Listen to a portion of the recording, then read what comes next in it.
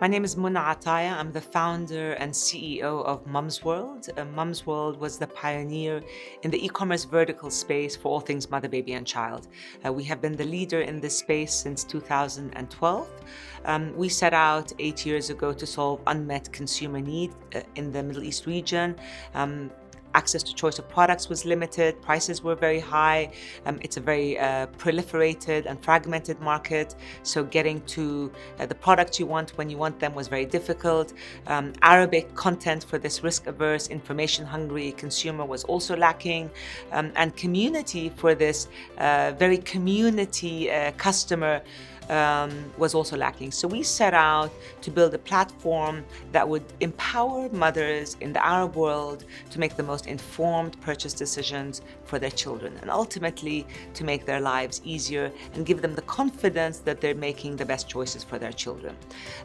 Today, Mumzworld has just over 250 employees. We have over 250,000 products on our database. We've catered to 2.5 million mothers and shipped to 20 countries across the region, and we are in hyper-growth mode. So I can summarize the process of attracting talent across the different phases of the brand's life cycle.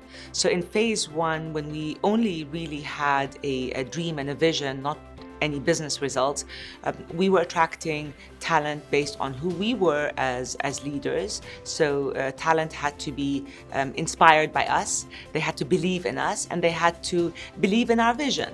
So it was really an association attraction. So the talent would be thinking, do I want to work with this leader? Do I believe in this leader's vision? And if the answer is yes, you can bring that talent in. So that's phase one. But that phase doesn't last for long, by the way, because you can only be a salesperson on this fictitious vision for a certain period of time. You need to bring that vision to life in order to keep that great talent, which takes you to phase two.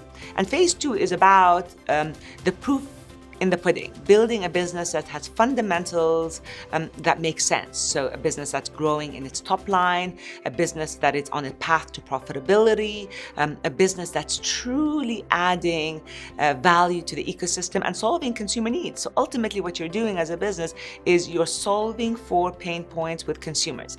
So if you're able as a business to do that and establish that momentum, the good talent not only stays with you, but you begin to attract other talent that sees your momentum, sees that what you promised, you're actually delivering, and you're delivering it with excellence, you're delivering it better than anybody else, and so talent starts coming in. Now, the challenge here is in that kind of phase two, you're still not cash rich. You have more money than you did in phase one, but you still are not cash rich to compete against the deeper pockets who want that same talent.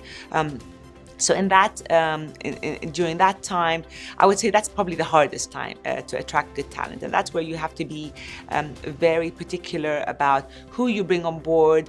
And during that phase two, you find that people are actually working harder than they've ever worked, working longer hours, and their relative pay to the market is not as high because the expectation is for them to continue pushing the business to hyper growth.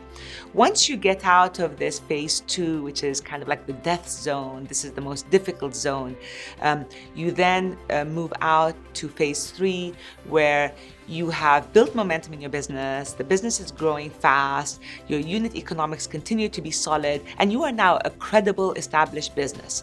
And you've brought that vision to life.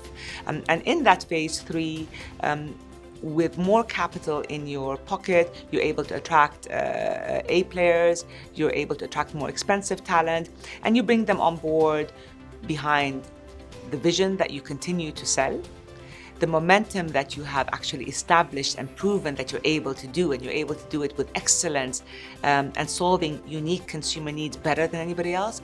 And you bring them in with added benefits like ESOP. So you bring them in with a story that says, hey, do you want to come in and be part of this success story? Do you want to be part of this ecosystem impact? Do you want to be one of us? And for A players who believe in the vision, this is very compelling. And this is how you then build a solid team that takes you to the next phase of continued hypergrowth.